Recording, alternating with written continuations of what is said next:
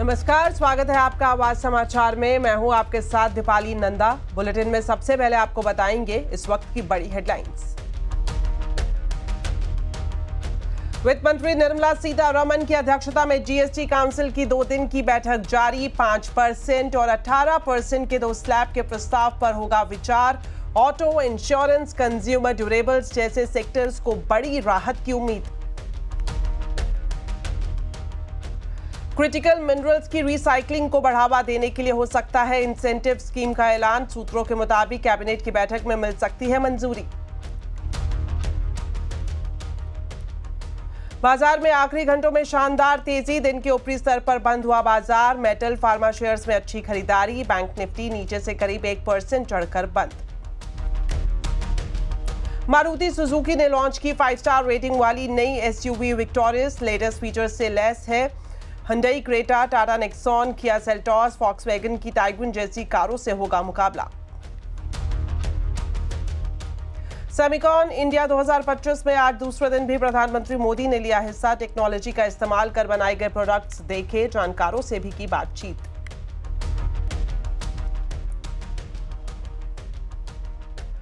Delhi NCR में आज भी भारी बारिश का अलर्ट। खतरे के निशान के ऊपर बह रही है यमुना। आसपास के इलाकों में बड़ा बाढ़ का खतरा। कुछ ट्रेनों को डायवर्ट या फिर रद्द किया गया। पंजाब के सभी 23 जिलों में बाढ़ से हालात गंभीर। मान सरकार ने राज्य को आपदा प्रभावित घोषित किया। हिमाचल प्रदेश, उत्तराखंड और जम्मू कश्मीर में भी कई जगह लैंडस्लाइड से बिगड़े हालात। तो बुलेटिन में सबसे पहले बात करेंगे जीएसटी रिफॉर्म की।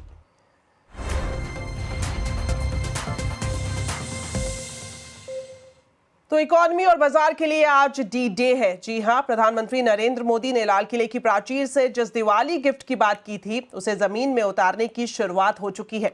आम आदमी को राहत और इकोनॉमी को टॉनिक देने के मकसद से जीएसटी काउंसिल की 2 दिनों की बैठक जारी है। Trump tariff, demand slow down, geopolitical tension के बीच ये बैठक काफी अहम है।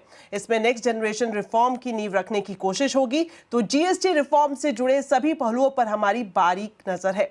हमारे सभी रिपोर्टर्स पल पल की जानकारी लेकर आ रहे हैं और इस वक्त अब सीधा जुड़ते हैं आलोक प्रियदर्शी और असीम मनचंदा से। तो आलोक, सुबह से ही आप जीएसटी काउंसिल की बैठक को ट्रैक कर रहे हैं। सबसे पहले मैं आपके पास आना चाहूंगी, क्या कुछ चल रहा है बैठक में, और साथ ही आपसे जानना चाहेंगे जीएसटी रेट कट के बाद कौन से प्रोडक्ट है जो सस्ते हो जाएंगे, कहां इसका असर देखने को मिलेगा। बिल्कुल, देखिए, जो अभी मैं ताज़ा आपको अपडेट दे दूं कि जीएसटी रेट रैशनलाइजेशन के जितने भी प्रस्ताव हैं उस पर चर्चा लगातार चल रही है। इसमें हेल्थ इंश्योरेंस पर पहले ही लंच के पहले चर्चा हो चुकी है। कई डेलिब्रेशंस हुए हैं हेल्थ इंश्योरेंस को लेकर, लेकिन जो हमें सूत्र बता रहे हैं कि अभी तक हेल्थ इंश्योरेंस पर कोई फैसला नहीं हुआ है। रही बात रेट रैशनलाइजेशन पे, तो बहुत सारे आइटम्स के दरों में कटौती की संभावना बनी हुई है। इसका हो सकता है कि आधिकारिक ऐलान अभी से थोड़ी देर के बाद जब वित्त मंत्री प्रेस कॉन्फ्रेंस कर सकती हैं उसमें इसका ऐलान किया जाए। जो रेट रैशनलाइजेशन जैसे बहुत सारे आइटम जिन पे कटौती का प्रपोजल है, जिसमें खासतौर से अगर बात करें तो खाने पीने से लेकर एसेंशियल आइटम, मेडिकल से जुड़े हुए आइटम, इन सब पर जीएसटी 5% करना है। कुछ दवाइयां हैं उन पर जीएसटी को 0 करना है। हेल्थ इंश्योरेंस पे प्रपोजल के मुताबिक जीएसटी को हटाना है। इसके अलावा जो 28% वाले बहुत सारे आइटम्स हैं जिसमें TV, AC, washing machine, fridge और सीमेंट है, इनको कम करके 18% पे लाना है। इसके अलावा एक नया स्लैब 40% बनाने का जो प्रपोजल है उसमें खासतौर से मेरिट, डिमेरिट गुड्स, सिन गुड्स, लग्जरी गुड्स को लेके जाना है। खासतौर से जो कार हैं, छोटी कारें हैं, 1200 सीसी से पेट्रोल कारें और 1500 सीसी की डीजल कारें, इन पर भी जीएसटी के रेट में कटौती करके 28% से 18% पे लाना है। ये सारे प्रस्ताव हैं। और इसके अलावा जो देखें तो बहुत सारे ईज ऑफ डूइंग से रिलेटेड और कंप्लायंस से रिलेटेड प्रपोजल्स हैं, जिसमें ऑटोमेटिक रजिस्ट्रेशन से लेकर ऑटोमेटिक रिफंड और ईज ऑफ डूइंग बिजनेस की बातें हैं। तो इन सब प्रस्तावों पर चर्चा चल रही है। हो सकता है कि थोड़ी देर के बाद जब वित्त मंत्री प्रेस कॉन्फ्रेंस करें, जो कि ये संभावना है, उसमें कई सारी चीजों का खुलासा होगा। तो चलिए, एक अहम जानकारी आलोक यहाँ पर दे रहे हैं कि ये मुमकिन है कि वित्त मंत्री आज एक प्रेस कॉन्फ्रेंस करें, और अगर ऐसा होता है तो सबसे पहले आप देखेंगे सीएनबीसी आवाज पर ही। और अब सीधा जुड़ते हैं असीम से। असीम, आप एग्रीकल्चर सेक्टर को लंबे समय से ट्रैक करते हुए आए हैं, तो जीएसटी की बैठक में खासतौर पर किसानों के लिए, कृषि क्षेत्र के लिए क्या सौगात मिल सकती है? देखिए, जीएसटी की काउंसिल की इस वक्त बैठक चल रही है और बहुत सारे सेक्टरों को राहत मिलने के अनुमान है, लेकिन इस काउंसिल से जो निकल करके आएगा उसमें किसानों को भी बहुत फायदा मिलने का अनुमान है। सबसे पहले तो ट्रैक्टर के ऊपर अभी 12% के आसपास जीएसटी लगता है, उसको घटा करके 5% किया जा सकता है। ट्रैक्टर पार्ट्स के ऊपर जीएसटी में कटौती देखने को मिल सकती है। इसके साथ साथ ट्रैक्टर के टायर ट्यूब्स के ऊपर भी कटौती आपको देखने को मिलेगी। माइक्रो इरिगेशन को सरकार बढ़ावा देना चाहती है, तो इरिगेशन के नोजल्स, स्प्रिंकलर्स, उनके भी आपको यहाँ पर कटौती होती हुई देखेंगे। अभी करीबन 12% के स्लैब के अंदर वो आते हैं, तो उसको घटा करके 5% यहाँ पर आप होता हुआ देख सकते हैं। फर्टिलाइजर्स की कीमतों में भी किसानों के लिए कमी देखने को मिल सकती है। फर्टिलाइजर 12% के स्लैब में आते हैं, इनको घटा करके 5% के स्लैब के अंदर किया जा सकता है। बायोस्टिमुलेंट्स को लेकर के भी यही है कि बायोस्टिमुलेंट्स के ऊपर भी कटौती देखने को मिल सकती है। ये भी बता दूं कि जो किसान है उनको किसी भी तरह से इनपुट टैक्स क्रेडिट नहीं मिलता, तो यहाँ पर अगर उनकी कटौती, कीमतों में कटौती उनको देखने को मिलती है, तो उनके आने वाले दिनों में उनकी लागत कम होगी और इससे उनकी कमाई भी बढ़ेगी। जी, बहुत बहुत शुक्रिया असीम आपका, और आलोक आपका भी। आप नजर बनाए रखें, हम आपसे अपडेट लेते रहेंगे। तो जीएसटी रिफॉर्म से आम लोगों को क्या फायदा होगा, राज्य से लेकर केंद्र सरकार की कमाई पर इसका क्या असर होगा, इस पर ही आज हम आवाज अड्डा में खास चर्चा कर रहे हैं। 7:57 पर जरूर देखें। एक और अहम खबर आपको बता दें, आज कैबिनेट की बैठक में क्रिटिकल मिनरल्स पर एक बड़ा फैसला हो सकता है। सूत्रों से मिल रही जानकारी के मुताबिक सरकार क्रिटिकल मिनरल्स की रिसाइकलिंग को बढ़ावा देने के लिए इंसेंटिव स्कीम का ऐलान कर सकती है। डिटेल्स के साथ अब जुड़ गए हैं वरिष्ठ सहयोगी लक्ष्मण रॉय। तो लक्ष्मण जी, बताएं क्या एक्सक्लूसिव जानकारी आपको मिल रही है? देखिए, कैबिनेट के जो फैसले हैं संभावित, उसमें उसको अगर आप देखें हाल की घटनाओं से, तो आप ज़्यादा आसानी से समझ पाएंगे।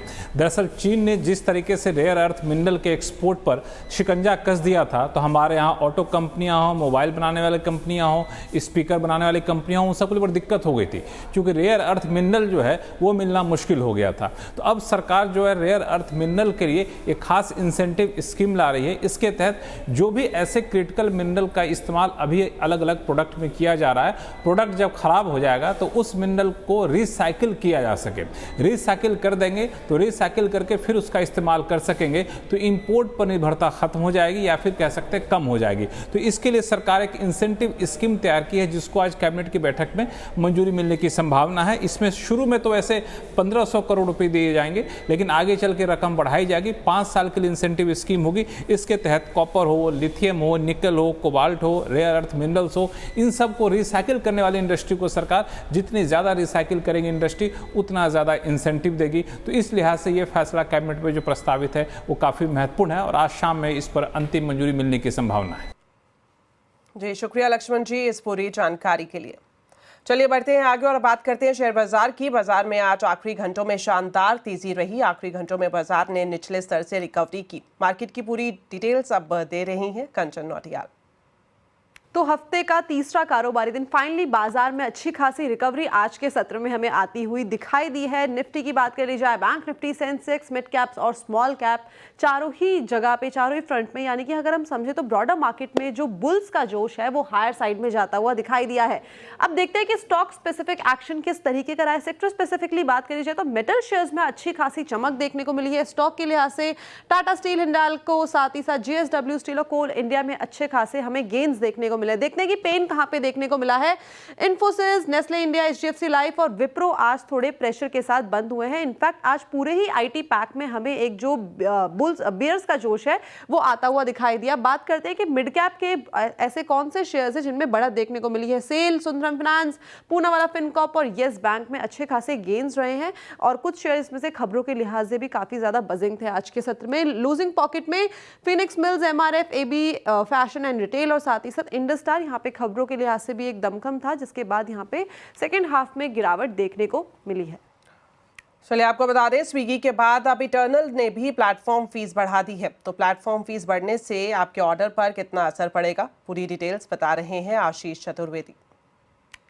लगातार अगर आप देखें तो फूड डिलीवरी ऐप्स यूज़ करना महंगा पड़ता जा रहा है। देखिए, ये तो प्लेटफॉर्म फीस है, लेकिन इसके अलावा चाहे रेन फीस हो, सर्च फीस हो या फिर हैवी ट्रैफिक फीस हो, बहुत सारी कई के फीस ये चार्जेस लगा के चलते हैं। हमें तो थोड़ा सा महंगा पड़ रहा है, लेकिन इसके फ्लिप साइड अगर आप देखें तो कंपनी उसको लगातार फ़ायदा हो रहा है। स्विगी का जिक्र आपने ऑलरेडी कर दिया, जोमेटो ने अगर आप देखें तो 10 से लेके 12 कर दिया, यानी 20% की बढ़ोतरी यहाँ पर कर दी गई है। लेकिन इसमें खास बात यह है कि ओवर द पीरियड काफ़ी स्लोली स्टडीली इन्होंने जो है कीमतें यहाँ पर बढ़ाई हैं प्लेटफॉर्म फीस की, और पिछले 2 साल में अगर आप देखें तो 6 गुने की बढ़त आपको देखने को मिली है। और फिलहाल के लिए मैं आपको बता देता हूँ कि सिर्फ 40% जो देश है इसमें ये रोल आउट कर रहे हैं बढ़ी हुई ये 20% की जो फीस है। लेकिन धीरे धीरे फेज्ड वाइज मैनर में अगर आप देखें तो जो दूसरे शहर हैं यहाँ पर भी देखने को मिलेगा। अब ट्रेंड आप देखिए बहुत इंटरेस्टिंग है, जहाँ पर आप देख सकते हैं कि अगस्त 2023 से शुरुआत की गई थी 2 रुपए की प्लेटफॉर्म फीस के साथ, लेकिन लगातार अगर आप देखें तो यहाँ पर बढ़ गया। ट्रेंड आपकी स्क्रीन पर फिलहाल आएगा, आप देख सकते हैं। अब जान में देखें तो 4 हो गई, अप्रैल 2024 में 5, फिर जून में 6, अक्टूबर में 10, और सिमिलरली अगर आप देखें तो अभी का आंकड़ा यहाँ पर देखने को मिला है 12, यानी पिछले 2 साल में 6 गुने की बढ़त यहाँ पर आपको देखने को मिली है। स्विगी के बारे में आपने ऑलरेडी बता दिया कि 14-15 रुपए इन्होंने प्लेटफॉर्म फीस कर दिए, काफ़ी सारे शहरों में लाइव हो चुका है। पहले एक्सपेरिमेंटल फेज था लेकिन अब लाइव हो चुका है। लेकिन इसका फ़ायदा अगर आप देखें तो इन कंपनीज़ को देखने को मिलेगा, और ख़ासतौर पर अगर आप देखें तो जोमेटो, क्योंकि अगर 1 रुपये से प्लेटफॉर्म फीस बढ़ती है तो इनके एडजस्टेड एबिटा में 110 करोड़ का फ़ायदा देखने को मिलता है। इनके जो टेक रेट्स हैं, ये 1 रुपये अगर प्लेटफॉर्म फीस बढ़ती है तो तकरीबन 22 बेसिस पॉइंट का फ़ायदा यहाँ पर देखने को मिलता है। और Q1 में अगर आप देखें तो जो ऑर्डर की वैल्यू थी, इसमें प्लेटफॉर्म फीस का तकरीबन 2.5% के आसपास का योगदान था। तो ओवरऑल अगर आप देखें तो इनकी जो बैलेंस शीट है, इनके जो P&L है, ये काफ़ी लगातार इंप्रूव होते जा रहे हैं, लेकिन जो ग्राहक हैं इनकी जेब पर असर पड़ रहा है। साथ ही आपको बता दें, बाजार की नजर आज मेटल शेयर्स पर भी रही। आखिर क्यों दौड़ रहे हैं मेटल शेयर्स, बता रहे हैं यतिन मोहता। स्टील की बात करें तो CLSA को लगता है कि जिस हिसाब से चाइना में कैपेसिटी कम करने का निर्णय वहाँ की सरकार ने लिया है, उसको जिस हिसाब से कैपिंग लगाने की कोशिश की है, उससे ग्लोबल सप्लाई जो है स्टील का कंट्रोल में रहेगा, और इसके कारण ग्लोबली स्टील के दामों में स्थिरता आती हुई नजर पड़ेगी। इनफैक्ट स्टील का उत्पादन लगभग 50 मिलियन टन घटने का अनुमान है चाइना में CLSA के अनुमान के हिसाब से, और करीब करीब कैलेंडर ईयर 25 में 8.5% तक स्टील का उत्पादन आपको चाइना में कम होता हुआ नजर पड़ेगा। इनफैक्ट अगर हम बात करें तो अगर ये प्रोडक्शन कट वाकई में हो जाता है तो ग्लोबली 4 से 8% के बीच आपको स्टील के दाम में इजाफा होता हुआ दिखाई पड़ेगा, और मुनाफे में भी एक पॉजिटिव इम्पैक्ट आता हुआ नजर पड़ेगा। इसी तर्ज पे कोटक की भी एक सिक्योरिटीज़ की भी एक रिपोर्ट है, जहां उन्होंने कहा है कि जो HRC के दाम है यहाँ महीने दर महीने लगभग 2% का मोमेंटम देखने को मिला है। और अगर हम इम्पोर्टेड स्टील की बात करें तो अभी भी इम्पोर्टेड स्टील जो है 7 से 8% महंगा है घरेलू स्टील के मुकाबले, तो एक हेडरूम है प्राइस इंक्रीज का। और ऑलरेडी हमने देखा है कि सितंबर में बातें हो रही हैं कि HRC की कीमतें बहुत ही जल्द बढ़ सकती हैं, जो हॉट रोल्ड कॉयल जिसको बोलते हैं, और दूसरे विविध प्रकार के जो बार्स हैं, स्टील के प्रोडक्ट्स हैं, यहाँ भी आपको एक मोमेंटम आता हुआ नजर पड़ेगा। तो ये बात स्टील की हुई, लेकिन कमोडिटीज़ की बात करें तो पिछले 1 महीने में काफ़ी अच्छा मोमेंटम दूसरे बेस मेटल में भी आया है, जैसे कि कॉपर एल्यूमिनियम 2-2.25% की तेज़ी है, जिंक में पिछले 30 दिनों में 4% का मूव है, और आयरन ओर भी अभी स्टेबल होकर लगभग 2% ऊपर ही दिखने को मिल रहा है। तो कहीं ना कहीं अक्रॉस द बोर्ड, चाहे वो स्टील हो, चाहे वो कॉपर एल्यूमिनियम के स्टॉक्स हों, सब जगह आपको थोड़ा बहुत मोमेंटम देखने को मिल रहा है। जेन स्ट्रीट याद है आपको? जी हां, वही जेन स्ट्रीट जिसने भारतीय बाजार में वीकली एक्सपायरी के दिन भारी उतार चढ़ाव के लिए हाल ही में सेबी के पास करीब 5,000 करोड़ रुपए की रकम जमा कराई है। जेन स्ट्रीट एक बार फिर से सुर्खियों में है। जेन स्ट्रीट ने पूरे वॉल स्ट्रीट में सभी पुराने दिग्गज बैंक्स को पीछे छोड़ते हुए नया रिकॉर्ड बनाया है। क्या है पूरा रिकॉर्ड, बता रही हैं श्रेया। देखिए, जेन स्ट्रीट ने ट्रेडिंग वर्ल्ड में नया हिस्ट्री बना दिया है। तो खबर क्या है, एक ही क्वार्टर में जेन स्ट्रीट की रेवेन्यू रही $10 बिलियन के पार निकल के, जो कि एक बड़ा नंबर है। अब 2025 की सेकेंड क्वार्टर में नंबर देखा गया, जेन स्ट्रीट की ट्रेडिंग इनकम $10.1 बिलियन हो गई, और अगर आप देखेंगे तो 6 महीने में इनका रेवेन्यू 17.3 बिलियन तक पहुंच गया है। तो एक ही साल में उनकी जो ट्रेडिंग इनकम है वो लगभग डबल हो गई है जेन स्ट्रीट की। और सबसे बड़ी बात कि जेन स्ट्रीट ने बड़े दिग्गज को पिछाड़ा, जो कि आप भी मेंशन कर रहे थे, जेपी मॉर्गन, गोल्डमैन सैक्स जैसे बड़े बैंक्स को पीछे छोड़ दिया। आपके सामने भी आंकड़े आएंगे और वो नंबर्स होगा स्क्रीन पे, जब जेन स्ट्रीट ने कितने नंबर से। जेपी मॉर्गन की Q2 ट्रेडिंग इनकम आप देखें तो $8.9 बिलियन रही, गोल्डमैन सैक्स की $7.8 बिलियन, मॉर्गन स्टैनली 5.9 और सिटी ग्रुप भी 5.9। वही जेन स्ट्रीट 10.1 बिलियन डॉलर का आंकड़ा रहा। तो सबसे बड़ा आंकड़ा जेन स्ट्रीट की तरफ से आता हुआ नज़र आया है। अब सबसे बड़ा सवाल कि ये प्रॉफिट जेन स्ट्रीट को मिला कैसे। तो टैरिफ वॉर के चलते जो वोलेटिलिटी हमें देखने को मिली मार्केट में, ग्लोबल मार्केट में, इनफैक्ट उसका सबसे बड़ा फ़ायदा जेन स्ट्रीट ने उठाया और ट्रेडिंग में ये इनकम उन्होंने हासिल की है। लेकिन जितनी अच्छी ये पिक्चर दूर से दिखती है उतनी है नहीं। जेन स्ट्रीट के पास कई चुनौतियां भी है और सबसे बड़ी चुनौती भारत की तरफ से है। सेबी ने जेन स्ट्रीट पे इल्ज़ाम लगाया था मार्केट मैनिपुलेशन का, और जिसके बाद सेबी के ऑर्डर के बाद उनको करीब 5,000 करोड़ का एस्क्रो अकाउंट में उनको पैसे भी ट्रांसफ़र करने पड़े। लेकिन सवाल ये कि जेन स्ट्रीट जहां एक तरफ बिलियन में प्रॉफिट कमा रही है, वहीं दूसरी तरफ उन पर मैनिपुलेशन के इल्ज़ाम भी लगते हैं। अब ऐसे में क्या जेन स्ट्रीट की कमाई इसी रफ्तार से बढ़ेगी, एक स्लो डाउन भी होगा, ये तो देखने वाली बात होगी। लेकिन फिलहाल जेन स्ट्रीट ने ट्रेडिंग वर्ल्ड में एक बड़ा नाम कमाया। चलिए अब आपको दिखाते हैं मारुति सुजुकी की दमदार मिड साइज एसयूवी विक्टोरियस की फर्स्ट लुक। इस एसयूवी को ब्रेजा और ग्रैंड विटारा के बीच में प्लेस किया गया है। 5 स्टार रेटिंग वाली ये एसयूवी तमाम लेटेस्ट फीचर्स से लैस है और इसका मुकाबला Hyundai Creta, Tata Nexon, Kia Seltos और फॉक्सवैगन की टाइगुन जैसी कारों से होगा। तो कैसी है मारुति की विक्टोरियस, बता रही हैं दीपाली राणा।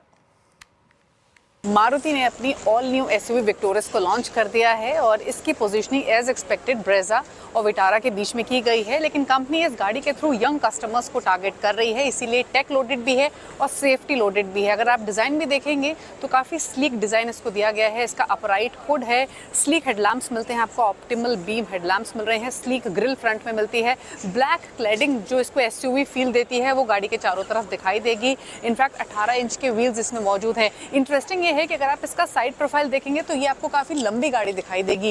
ये जो बेल्ट है वो भी एंड तक स्ट्रेच्ड है। 10 कलर ऑप्शंस में ये मिल रही है। डुअल टोन कलर ऑप्शन भी इसके साथ दिया गया है। पीछे की तरफ दिखाएं तो सिमिलरली जो स्लीक डिज़ाइन थीम है वो पीछे की तरफ भी कैरी फॉरवर्ड होती हुई दिखाई देती है। ये आपको मल्टीपल स्क्वायर डिज़ाइन के एक कनेक्टिंग एलईडी टेल लाइट्स दिखाई देगी। यहाँ पर विक्टोरियस की लेटरिंग मौजूद है, क्योंकि इसमें स्मार्ट हाइब्रिड ऑप्शन के साथ भी आएगी, ऑल ग्रिप टेक्नोलॉजी भी है तो वो बैजिंग भी दिखाई दे रही है। एक और खास बात, इसमें आपको सेगमेंट फर्स्ट पावर टेलगेट मिलता है विद जेस्चर कंट्रोल। ये फीचर आपको इस सेगमेंट की बाकी गाड़ियों में नहीं मिलता है, यानी आप सिर्फ एक जेस्चर के थ्रू इसको ओपन कर सकते हैं।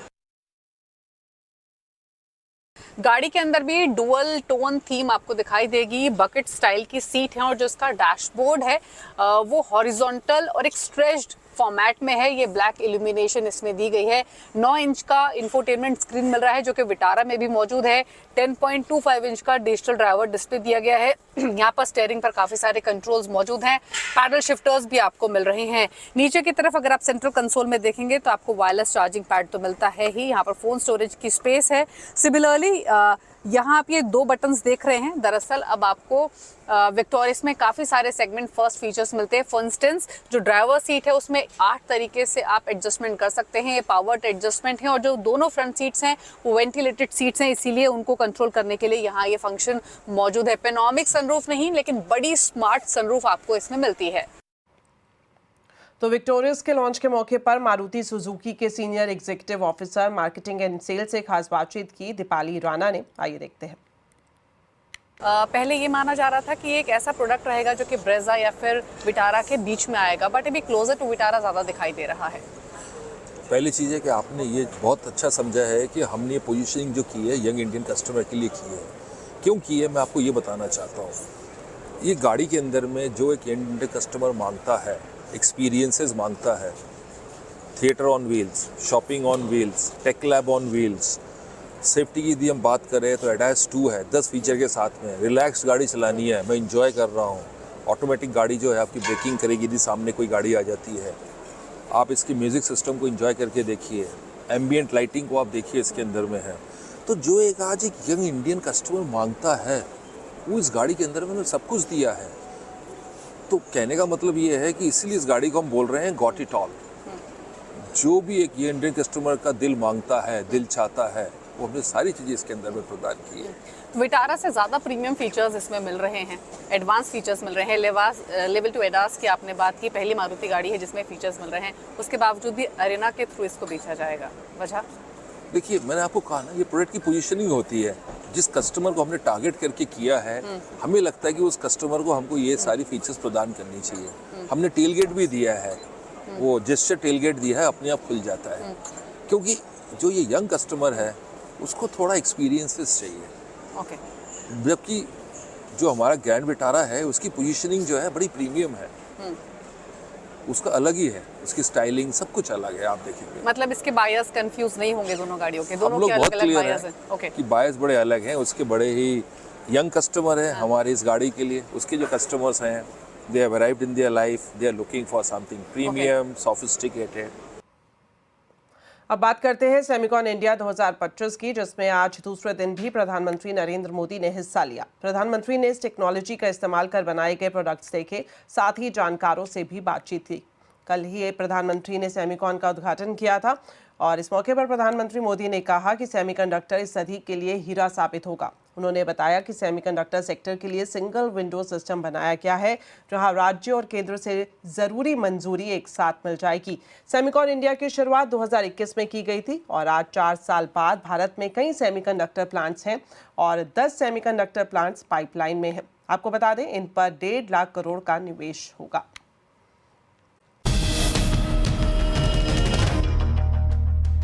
ब्रेक के बाद आपका स्वागत है। तो देश के कई राज्यों में बारिश से हाल बेहाल है। एक एक करके हम आपको दिखाएंगे कि दिल्ली, पंजाब, उत्तराखंड, हिमाचल प्रदेश में किस तरह से बाढ़ का खतरा मंडरा रहा है। शुरुआत करते हैं राजधानी दिल्ली से, जहां लगातार बारिश हो रही है। यमुना नदी का जलस्तर लगातार बढ़ रहा है। यमुना नदी खतरे के निशान के 2 मीटर ऊपर बह रही है।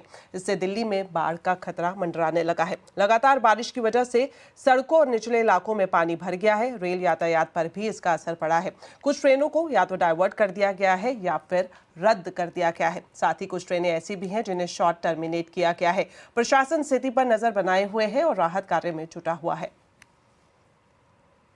तो यमुना नदी में उफान का असर निचले इलाकों में कैसा है, इसका जायजा लिया संवाददाता जावेद ने। दिल्ली में यमुना अपने उफान पर है और यमुना के उफान का असर किस तरह से निचले इलाकों में देखा जा रहा है, उसकी तस्वीर दिखाने के लिए हम मौजूद हैं वासुदेव घाट पर। वासुदेव घाट ISBT पर है, जिसका साल 2024 में पुनर्विकास किया गया था। और यहां अब आप तस्वीर देखिए, आपको यमुना और वासुदेव घाट में फर्क करना बिल्कुल मुश्किल हो जाएगा। आप ये तस्वीर देख सकते हैं किस तरह से जो वासुदेव घाट है वो पूरी तरह से लबालब पानी में भर गई है, नदी में तब्दील हो गई है। और ये लग रहा है कि जो यमुना का दायरा है वो बेहद बढ़ गया है। आम लोगों की आवाजाही कल से ही यहाँ पर बंद है, क्योंकि खतरा इस जगह पर बहुत ज्यादा है। अभी आप जहां मैं खड़ा हूं, ये घुटनों तक यहाँ पर पानी है। अगर और आगे की तरफ जाएंगे तो ये गहराई और ज्यादा है। तो आप अंदाजा लगा सकते हैं कि जो निचले इलाके हैं दिल्ली में, वहां की क्या सूरत हाल होगी। आपको बता दें कि यमुना के किनारे तमाम एहतियात बरती जा रही है।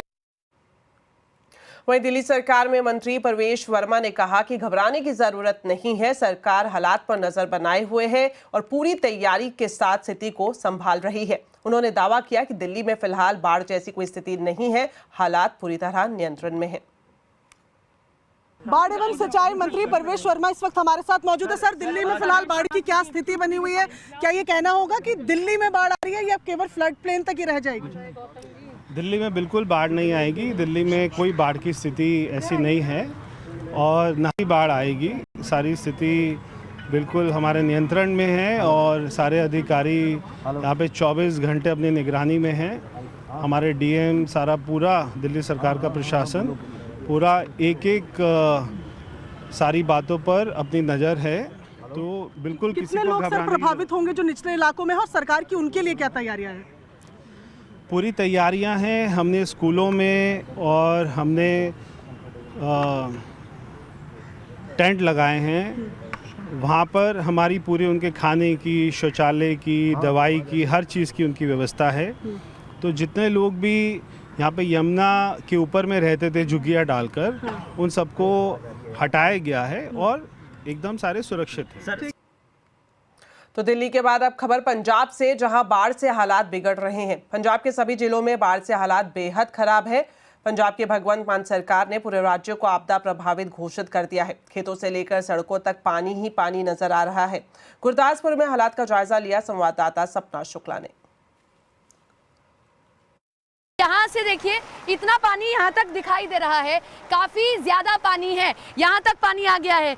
और सबसे बड़ी बात यह है कि खेत डूबने शुरू हो गए, पूरा वो खेत डूबा हुआ है, वो हिस्सा डूबा हुआ है, यहाँ पर भी यहाँ तक पानी है। यहाँ दिखाइए विपिन जरा, देखिए ऐसा लग रहा है जैसे ये नदी है। ये देखिए इस पेड़ को देखिए, पूरा डूब चुका है। हालात ठीक नहीं है पंजाब के भीतर। और मैं गुरदासपुर में हूँ, करतारपुर कॉरिडोर के पास में। हालात यहाँ बिल्कुल अभी ठीक नहीं दिखाई दे रहे हैं और ये सबसे नजदीकी वाला इलाका है। सबसे वर्स्टली अगर कुछ इफेक्ट हुआ है तो वो यही इलाका है। यहाँ लोग अपने घरों में पूरी तरीके से कैद हैं। अब हिमाचल में किस तरह की स्थिति है ये आपको दिखाते हैं। हिमाचल सरकार ने डिजास्टर मैनेजमेंट एक्ट के तहत अब पूरे हिमाचल को ही आपदाग्रस्त घोषित कर दिया है। मंडी से लेकर मनाली, शिमला से लेकर कुल्लू तक पूरा प्रदेश हर तरफ से कुदरत की मार झेल रहा है। मंडी के जोगेंद्र नगर के कुंडुनी गांव में पहाड़ धड़कने से 10 मकानों को नुकसान पहुंचा है और 6 से ज्यादा घर गिरने की कगार पर है। प्रशासन ने गांव खाली कराते हुए 24 परिवारों को सुरक्षित स्थान पर पहुंचाया है। प्रदेश में 1300 से ज्यादा सड़कें बंद है। आपको बता दें पिछले 24 घंटे में 11 लोगों की मकान गिरने और लैंडस्लाइड से मौत हुई है। आज सुबह कुल्लू में लैंडस्लाइड में 2 लोगों की मौत हुई। कल शाम मंडी के सुंदरनगर में 2 घरों पर लैंडस्लाइड हुई थी। हादसे में मरने वालों की संख्या 7 हो गई है। मलबे से 4 शव आज निकाले गए हैं। राज्य के 7 जिलों में स्कूल कॉलेजेस को बंद रखा गया है। दूसरी तरफ उत्तराखंड में भी लगातार बारिश ने भारी तबाही मचाई है, जिससे जनजीवन पूरी तरह से अस्त व्यस्त हो गया है। नदियां और नाले उफान पर है और हर जगह भूस्खलन से कई सड़कें बंद हो गई हैं, जिससे कई क्षेत्रों में खतरा मंडरा रहा है। बारिश की वजह से तापमान में गिरावट आई है और गंगोत्री और साथ ही साथ यमुनोत्री धाम की ऊंची चोटियों पर बर्फ की सफेद चादर बिछ गई है। स्थिति की गंभीरता को देखते हुए सरकार ने 4 धाम और हेमकुंड साहिब यात्रा को 5 सितंबर तक के लिए स्थगित कर दिया है। प्रशासन ने लोगों से सतर्क रहने और सुरक्षित स्थानों पर रहने की अपील की है। तो चलिए इसी के साथ फिलहाल इस बुलेटिन में इतना ही। आप खबरों पर अपडेट रहें, CNBC आवाज से जुड़े रहें हमारे सोशल मीडिया हैंडल्स के जरिए। नमस्कार।